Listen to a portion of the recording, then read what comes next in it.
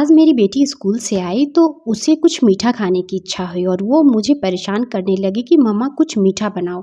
तो मेरे दिमाग में यही बात आई कि मैं सोची कि चलो दूध तो घर में पड़ा ही हुआ है, तो मैंने दूध से खुरचन वाली रेबड़ी बनाई बिल्कुल ओरिजिनल तरीके से। तो मैंने यहाँ पे एक पैन ले लिया है, तो उसमें हमें डाल लेना है दूध। तो मैंने फुल क्रीम दूध का इस्तेमाल किया है। तो कोशिश कीजिएगा कि यहाँ पे आप मोटे जो भारी तले वाली कढ़ाई होती है ना, उसका इस्तेमाल करें। अगर आपके पास हो तो वही कढ़ाई का इस्तेमाल कीजिएगा। मेरे पास नहीं थी तो मैंने यहाँ पे नॉन स्टिक पैन का ही इस्तेमाल किया है। और फ्लेम को हमें मीडियम रखना है और मीडियम फ्लेम पे हमें दूध को उबलने देना है। और इस तरह से आप कोई भी बैम्बू स्टिक ले लीजिएगा, कोई भी इस तरह की स्टिक ले सकते हैं। और इस तरह से देखिए, जैसे जैसे यहाँ पे दूध में मलाई पड़ती जाएगी ना, इसे हमें इस तरह से साइड करते जाना है। हाँ, बस एक बात का आपको ध्यान रखना है कि यहाँ पे गैस के फ्लेम को हाई नहीं कीजिएगा, क्योंकि हमें यहाँ पे दूध को उफान कर नीचे नहीं गिराना है दोस्तों। बस फ्लेम को मीडियम रखना है और मीडियम फ्लेम पे ही जैसे जैसे दूध में मलाई आएगी तो इस तरह से साइड में इस मलाई को करते जाइएगा।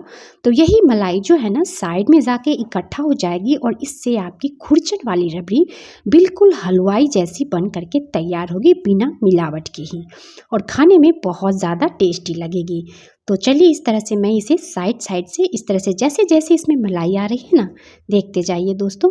बस इस मलाई को मैं इस तरह से किनारे करते जा रही हूँ। तो मोटे बर्तन लीजिएगा, अगर मोटी वाली कढ़ाई हो जो भारी तले की होगी तो उसमें और भी ज़्यादा ये खुरचन वाली रेबड़ी है ना बहुत ज़्यादा टेस्टी बनती है। अब आप इसकी खुरचन देखिए, देख रहे हैं साइड साइड से कितनी अच्छी तरह से यहाँ पे लेयर्स जमने लग रहे हैं। देख रहे हैं जैसे जैसे दूध उबल रहा है और इसमें मलाई आ रही है, मैं इसे अलग करती जा रही हूँ। किनारे में हमें बस एक साइड लगाना है। अगर इस तरह की स्टिक ना हो तो आप यहाँ पे फॉक का भी इस्तेमाल कर सकते हैं। इस तरह का फॉक ले लीजिएगा, जो नूडल्स वगैरह खाने वाले फॉक होते हैं ना, उसका भी इस्तेमाल कर सकते हैं। और इस तरह से हमें यहाँ पे मलाई को साइड करते जाना है। तो चलिए ये प्रोसेस करने में आपको 20 से 25 मिनट लग जाएंगे मीडियम फ्लेम पे।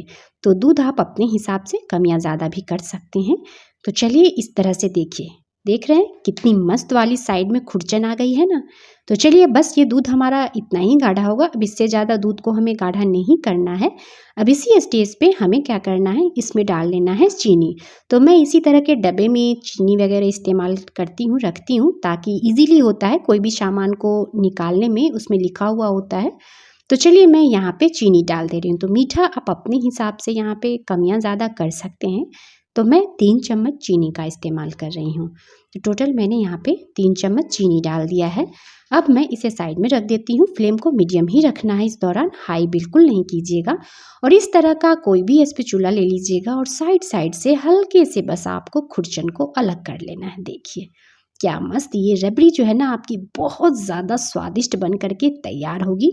तो चलिए मैं इस तरह से इसे खुरच ले रही हूँ। देखिए कितनी सुंदर ये आपकी रबड़ी बन करके तैयार होगी ना, जितनी सुंदर ये लगेगी देखने में, खाने में भी उतनी ही ज़्यादा टेस्टी लगेगी और बिल्कुल वाइट वाइट सी रबड़ी आपकी बन करके तैयार होगी। तो देखिए मैं अभी आपको पास से दिखा रही हूँ, देख रहे हैं कितनी ज़्यादा मात्रा में यहाँ पे हमारे खुरचन जो है ना इकट्ठे हो चुके हैं। देख रहे हैं बिल्कुल इसी तरह से आप एक बार खुरचन वाली रबड़ी त्योहारों पे ज़रूर बनाइएगा, या फिर बिना त्योहारों के भी जब मन हो मीठा खाने का तब बना करके तैयार कर सकते हैं। दूध तो नॉर्मली हम लोगों के घर में हमेशा रहती ही है। तो फटाफट से इस रेसिपी को ज़रूर ट्राई कीजिएगा और कमेंट करके मुझे बताते रहिएगा दोस्तों कि आप लोगों को मेरी रेसिपी कैसी लगती है। देखिए क्या मस्त हमारी खुरचन वाली रबड़ी बन करके तैयार हो चुकी है। तो अब मैं यहाँ पे क्या करूँगी, गैस को ऑफ कर लूँगी। आप चाहें तो इसे ठंडा करके सर्व करें या फिर गरम गरम भी सर्व कर सकते हैं। तो चलिए मैं इसे एक बाउल में निकाल ले रही हूँ।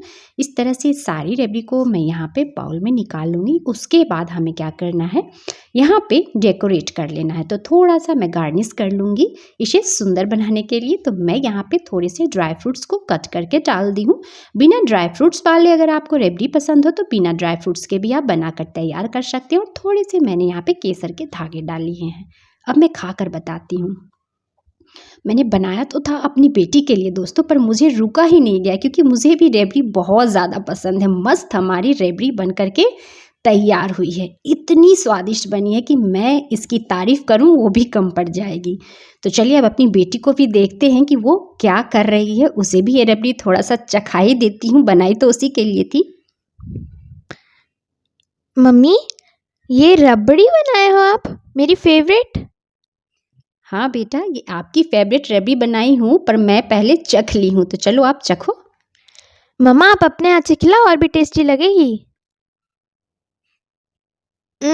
सो यमी, बहुत अच्छा है मम्मा। आज की ये रेसिपी मेरी बेटी को बहुत ज़्यादा पसंद आई, ये खुरचन वाली रबड़ी। तो आप लोग भी इस तरह से खुरचन वाली रबड़ी ज़रूर बना करके ट्राई कीजिएगा और मुझे कमेंट करके ज़रूर बताइएगा कि आप लोग को मेरी आज की रेसिपी और आज की वीडियो बनाने का तरीका कैसा लगा। तो चलिए मिलते हैं फिर से एक आसान रेसिपी के साथ नेक्स्ट वीडियो में। तब तक के लिए bye bye and take care.